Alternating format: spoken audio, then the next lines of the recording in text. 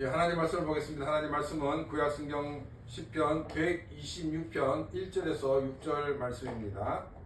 구약성경 10편 126편 1절에서 6절 말씀을 교독하도록 하겠습니다. 성전에 올라가는 노래. 여호와께서 시온의 포로를 돌려보내실 때에 우리는 꿈꾸는 것 같았도다. 그때에 우리 입에는 웃음이 가득하고 우리 혀에는 찬양이 찼었도다. 그때에 문나라 가운데서 말하기를 여호와께서 그들을 위하여 큰 일을 행하셨다 하였도다. 여호와께서 우리를 위하여 큰 일을 행하셨으니 우리는 기쁘도다. 여호와여 우리의 포로를 남방 시내들같이 돌려보내소서. 눈물을 흘리며 씨를 뿌리는 자는 기쁨으로 거두리로다. 울며 씨를 뿌리러 나가는 자는 반드시 기쁨으로 그 곡식단을 가지고 돌아오리로다. 아멘. 인생을 살다 보면 도저히 내 힘으로는 넘을 수 없는 그런 절벽 앞에 설 때가 많이 있습니다. 기도가 무색할 만큼 현실은 요지부동이고 믿음으로 버티는 것조차 버거운 순간들이 있습니다. 그럴 때 우리는 묻습니다. 하나님, 정말 그 하나님 약속하신 그 약속의 성취날이 오는 것이 정말 맞습니까? 라고 이렇게 질문을 던져봅니다. 오늘 본문의 이 시편 기자도 바로 그 막막한 절벽 끝에 서보았던 사람입니다. 70년이라는 긴 포로 생활, 또 모국어조차 잊어버릴 만큼 소망이 희배졌던 그때 야훼 하나님께서는 꿈에서나 볼 법한 그런 놀라운 기적을 행하셨습니다. 영원할 것만 같았던 바빌론이 무너지고 마침내 고국으로 돌아오게 된 것입니다. 그 감격이 얼마나 컸던지 그들은 고백합니다. 우리는 꿈꾸는 자들 같았도다. 하지만 오늘 우리가 주목해야 할 점은 그 감격스러운 귀환 이후에도 그들의 삶은 여전히 예후 강야처럼 척박했다는 사실입니다. 여기서 우리는 신앙의 중요한 원리인 임의와 아직 사이의 긴장을 발견하게 됩니다. 임의라는 것은 무엇입니까? 우리는 예수 그리스도의 보혈을 믿음으로 이미 구원을 받았습니다. 포로가 자유를 얻듯이 우리의 영혼은 이미 죄의 사슬에서 풀려났습니다. 그러나 우리는 우리의 현실은 아직 구원받았다고 해서 당장 죽음이 사라지거나 또 병들지 않거나 또 이 삶의 고난이 멈추는 것이 아닙니다. 예수 그리스도께서 이 땅에 다시 올 때까지는 100%의 완성된 하나님의 나라를 누릴 수가 없다는 것입니다. 우리는 바로 이 이미 얻은 구원의 기쁨과 아직 도달하지 못한 완성된 하나님 나라 사이의 시간을 살고 있습니다. 이 과정은 결코 무의미한 고생이 아니라 우리가 하나님의 백성으로 성장하고 성숙해주는 필수적인 그런 과정입니다. 그렇다면 이 막막한 광야의 시간을 우리는 어떻게 통과해야 할까요?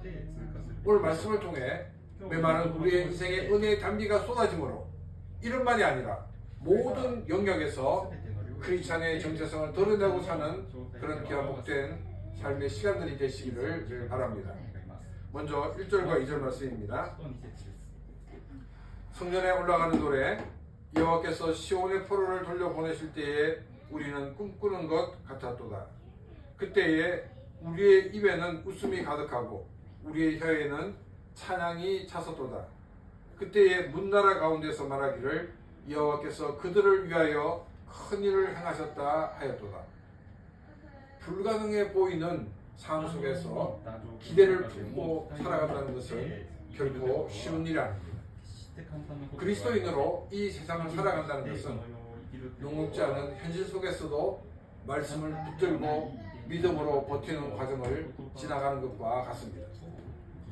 믿음으로 버티고 있지만 현실은 너무나 불가능한 일이라는 것을 알고 있기에 정작 문제가 해결되었을 때 마치 꿈을 꾸는 것 같다라고 고백하게 할 그런 정도입니다. 오늘 본문 시편 기자가 처한 환경은 인간의 눈으로는 아무도 기대할 수 없는 절망적인 상황의 연속이었습니다. 그러나 그런 오랫동안 기대할 수 없는 절망적인 그런 상황 속에서도 하나님의 그 말씀이 이루어지는 그런 놀라운 순간들을 되새기고 있습니다. 시편 기자의 상황을 이해하기 위해 우리는 이스라엘 역사를 되짚어 봐야 되는 것입니다. 가나안에 정착한 이후에 그들은 때로는 야훼 하나님을 신실하게 잘 섬겼지만은 때로는 배교의 길을 걸었습니다. 결국 솔로몬의 우상 숭배는 나라가 남과 북으로 갈라지는 비극을 초래했습니다. 우상 숭배로 인해 이 분열의 아픔을 겪었다면 마땅히 우상 숭배의 죄를 멀리 했어야 했을 것입니다. 그러나 북이스라엘은 건국 직후부터 베델과 단에 황금 송아지를 세웠고 남유다 역시 개혁과 타락을 반복하며 우상의 그늘에서 벗어나지를 못했습니다. 그 결과 북이스라엘은 BC 722년 아시리아에 의해서 또 남유다는 BC 586년 바벨론에 의해서 멸망을 하였습니다. 이 아시리아는 이 민족 정체성을 말살하기 위해서 혼혈 정책을 폈고 바벨론은 그 이스라엘의 유력한 사람들을 포로로 끌고 가서 이 바벨론이 다스리는 각지로 흩어놓았습니다. 이 시기에 흩어진 유대인들을 우리는 디아스포라라고 부릅니다. 이들에게 고국의 귀환은 도저히 실현 불가능한 막연한 꿈처럼 느껴졌을 것입니다. 하나님은 예레미야 선지자를 통해서 70년 만에 돌아오리라는 약속을 주셨지만 영원히 지속될 것 같은 바벨론 제국과 그들의 완고한 정책은 절망의 벽이 되어 디아스포라의 믿음을 흔들었습니다. 많은 이들이 하나님의 약속을 불신하며 현실에 안주하고 정착해버리고 말았습니다. 70년이라는 세월을 보내면서 디아스포라는 자신의 모국어인 히브리어를 잃어버렸습니다. 언어를 잃어버리고 또 이 세대가 교체되는 가운데서도 끝까지 약속을 붙드는 남은 자들이 있었습니다. 그들은 비록 모국어를 잃었을지언정 자신들의 언어로 성경을 번역해서 읽으면서 하나님의 그 약속의 말씀을 붙들었습니다. 바벨론 포로의 시기에 이 시리아어로 이렇게 번역된 성경이 많이 있다는 것이 이를 증가하고 있습니다.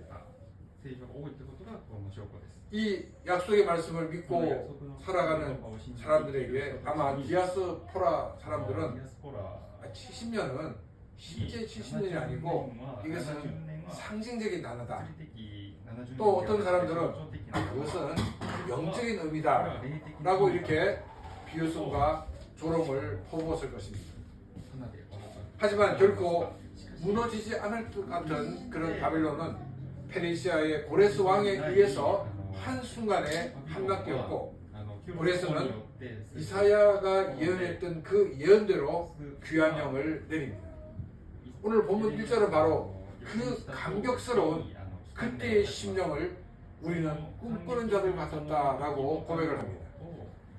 이 기적 같은 일에 대해서 주변에 있던 많은 이방인들조차도 야훼께서 그들을 위해 큰 일을 행하셨다라고 찬탄을 하였습니다. 이 디아스포라의 귀환은 오늘을 살아가는 우리의 모습과 맞닿아 있습니다. 현실과 타협하며 말씀을 놓아버린 이들이 믿음을 지키는 자들을 비웃는 시대입니다. 그러나 중요한 사실은 경고해 보이던 바벨론이 무너지고 하나님의 약속은 반드시 성취되었다는 점입니다. 시편 기자가 귀환의 기억을 회상한 이유가 무엇일까요? 가나안에 들어온 이후의 삶 역시 여전히 말씀을 붙들고 기다려야 하는 그런 인고의 시간이었기 때문입니다. 그는 성전을 향해 올라가며 포로 귀환 때 경험했던 그 기쁨과 감격과 감사를 가지고 오늘의 예배 속에서 그것이 재현되기를 갈망하고 있는 것을 우리는 보게 됩니다. 우리 역시 구원의 감격을 품고 예배의 자리로 나와야 합니다. 하나님과 단절되었던 우리를 포기하지 않으시고 우리를 찾아오신 그 하나님의 은혜를 기억하며 우리는 하나님께 나와야 합니다.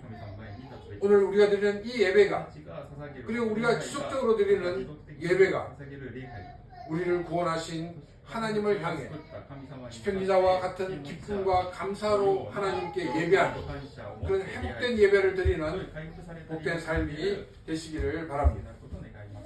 3절 말씀입니다. 여호와께서 우리를 위하여 큰 일을 행하셨으니 우리는 기쁘도다. 시편기자는 다시 한번 야훼 하나님께서 우리를 위해 큰 일을 행하시기 때문에 우리가 기뻐하는 자들이 되었다라고 고백을 합니다.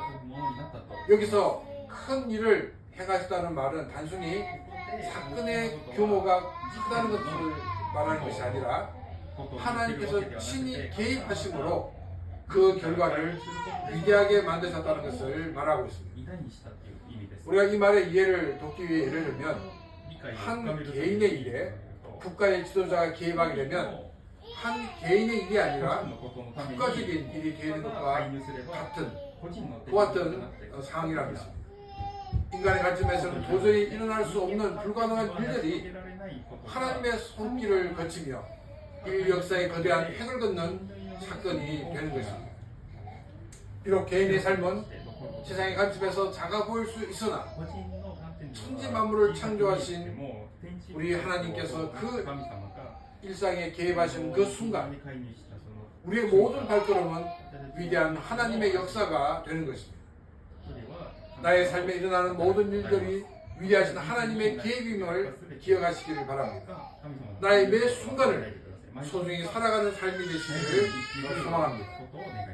또 우리는 기뻐한다라는 고백에는 독특한 문법적인 비밀이 숨어 있습니다. 이는 잠시 스쳐 지나가는 일시적인 감정이 아니라 구원받은 자가 누리는 지속적인 기쁨의 상태를 말하고 있습니다. 사람들은 시간이 흐를수록 처음의 감격과 경험을 잊어버리기 쉽습니다. 그래서 신앙조차 타성해졌고 매너리즘에 빠지기도 합니다. 요한계시록에서 에베소 교회를 향해 처음 사랑을 회복하라고 말씀하시는 이유가 바로 이 때문입니다.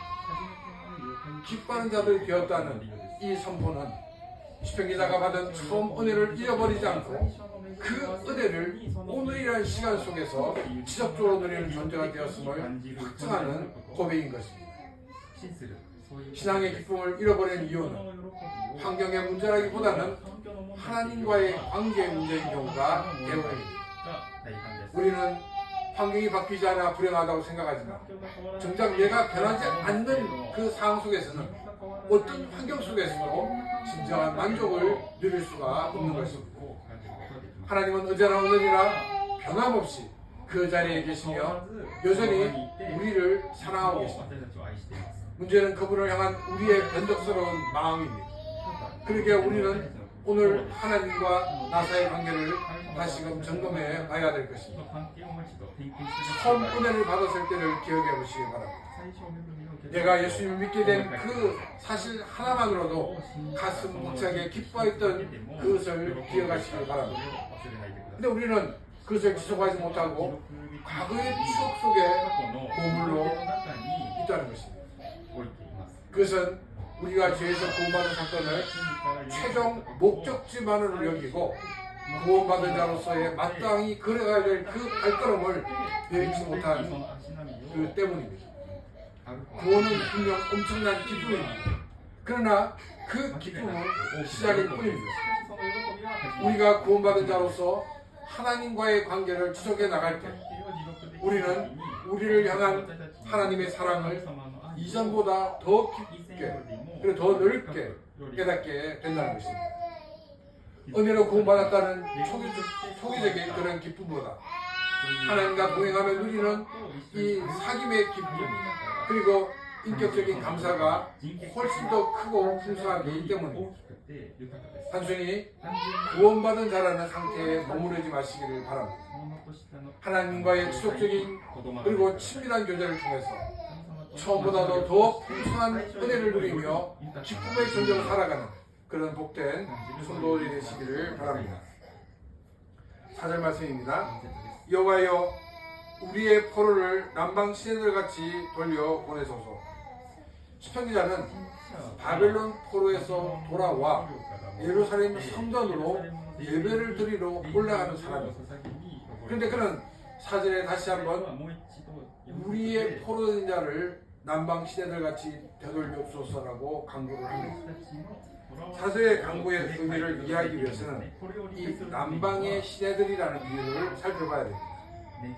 이 한국어 성경에서는 남방의 시내로 번역되어 있으나 이 원어상으로는 이스라엘 남부에 그치고 메마른 광야인 네게브를 지칭을 하고 있습니다. 네게브의 시내들은 평소 이 근기에는 이 바짝 말라서 이런뿐인 시내에 불과하지만 이 우기에 비가 내리면 수시간에 거대한 물줄기가 용치는 진짜 시내로 변하게 됩니다.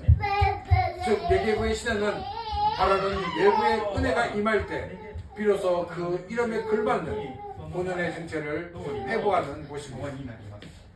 시편 기자는 네게브의 시내처럼 우리를 되돌려 달라고 기도한 이유는 명확합니다.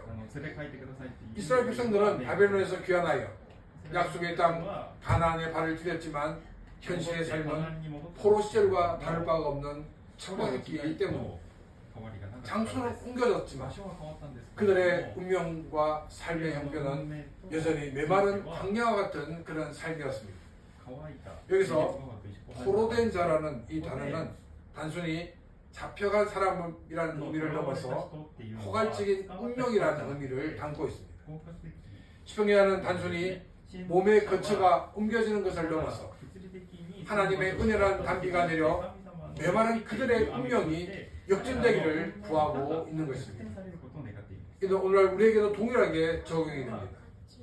구원받은 성도가 되었음에도 여전히 메마른 삶을 살아가는 우리에게 하나님의 은혜가 임하여 그 이름에 합당한 역동적인 크리스천으로 이 운명이 완전히 변하기를 강구하는 절박한 기도가 바로 이 구절의 핵심입니다.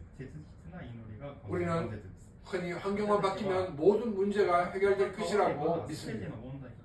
이스라엘 백성들에게는 바벨론에서 가나안으로 돌아온 것이 정답처럼 보였습니다. 그러나 막상 돌아온 예루살렘은 여전히 황폐했고 삶은 공고했습니다. 교회에 출석을 하고 성도가 되었다는 외형적인 변화에 안주하지 마시기 바랍니다. 우리에게 정말 필요한 것은 하나님의 은혜가 내 심령에 부어져서 내 완고하고 메마른 운명 자체가 송두리째 바뀌는 경험입니다. 네게브의 시내는 비가 오지 않으면 그저 마른 땅일 뿐입니다. 시내라는 이름은 있지만 물이 흐르지 않습니다. 우리 역시 크리스찬은 이름은 가졌지만 하나님의 은혜가 흐르지 않는다면 메마른 골짜기와 다를 바가 없습니다. 지금 나의 삶은 네게브의 근기입니까? 아니면 우기 상태에 있습니까? 하나님의 은혜인 그리스도의 보혈이 내 영혼의 가뭄의 담비처럼 쏟아지도록 우리의 심령이 정말 성도라는 크리스찬이라는 그 이름에 걸맞는 생명력을 회복하는 삶이 되시기를 바랍니다. 이런 뿐인 신앙이 아니라 은혜의 담비로 인해 세상을 적시는 진짜 시대가 되시기를 축원합니다. 5절과 6절 말씀입니다. 눈물을 흘리며 씨를 뿌리는 자는 기쁨으로 거두리로다. 울며 씨를 뿌리러 나가는 자는 반드시 기쁨으로 그 곡식단을 가지고 돌아오리라.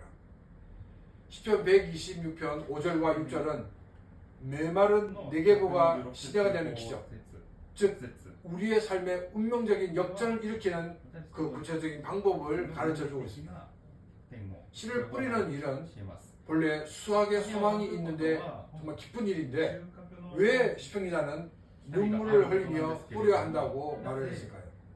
여기에는 두 가지 まくんでしょうか。 신앙적인 원리가 담겨 있습니다. 二つ 첫 번째는 뭐냐면 原理があります。 씨를 뿌리는 それ 것은 は 단순한 시작이 아니라 ただ 이 始まりではなく 지속적인 て 수고와 헌신을 의미하고 있습니다. 苦労、献身が 씨만 必要です。 뿌린다고 저절로 농사가 되지 않습니다. 타는 듯한 이 여름 햇빛 아래서 잡초를 뽑고 메마른 땅에 물을 대는 눈물겨운 수고가 뒤따라야 합니다. 즉, 눈물의 씨 뿌림이란 단 한 번의 종교적인 행위가 아니라 응답이 보이지 않는 시간 속에서도 묵묵히 자기의 자리를 지키며 땀 흘리는 성실한 인내를 상징하고 있습니다. 두 번째로 이 눈물의 씨 뿌린다는 것은 당장 결핍을 이겨내는 미래를 향한 투자입니다. 이 농경 사회에서 이 씨를 뿌리는 시기는 대개 작년에 졌던 그 양식이 바닥이 드러나고 그 옛날 우리 한국에서는 보릿고개라는 말을 했는데 지금 당장 먹을 것이 없는 그런 상황입니다. 지금 먹을 것이 없어서 종자 씨앗을 먹어버리고 싶은 그런 유혹이 극에 달한 시점이 바로 이 씨를 뿌리는 시점입니다. 하지만 그 종자 씨앗을 먹지 않고 땅에 뿌리는 것은 현재의 굶주림을 참아내고 미래의 결실을 선택하는 믿음의 결단입니다. 당장 눈앞에 배고픔만 보는 자는 씨앗을 먹어 치우겠지만 믿음의 눈으로 가을의 추수를 바라보는 자는 울면서도 그 씨앗을 땅에 심는 것입니다. 믿음의 사람이란 기도로 미래를 사는 사람들입니다. 기도는 단순히 눈앞의 문제를 해결하려고 떼쓰는 것이 아닙니다. 기도는 미래의 소망을 현재로 끌고 와 오늘의 불안과 염려를 이겨내는 힘이 되는 것입니다. 하나님이 내리신 은혜의 단비를 확신하며 종자 씨앗을 땅에 묻는 심정으로 오늘의 고난을 심는 삶이 되시기를 바랍니다. 눈앞에 척박한 현실 때문에 낙심하지 마시기 바랍니다. 믿음의 눈으로 미래를 바라보며 오늘이란 밖에 눈물의 씨를 심을 때 하나님께서는 반드시 우리의 손에 기쁨의 단을 안겨 주실 것입니다. 시편 126편은 우리에게 분명한 영적인 원리를 가르쳐 주고 있습니다. 메마른 네개국 광야와 같은 우리의 인생에 갑자기 시냇물이 터져 나오는 것은 전적인 하나님의 은혜입니다. 우리가 할 수 있는 일은 그 은혜의 단비가 내리는 것을 믿으며 오늘이라는 밭에 마땅히 심어야 할 눈물의 씨앗을 심는 것입니다. 여기서 흘리는 눈물은 절망의 눈물이 아닙니다.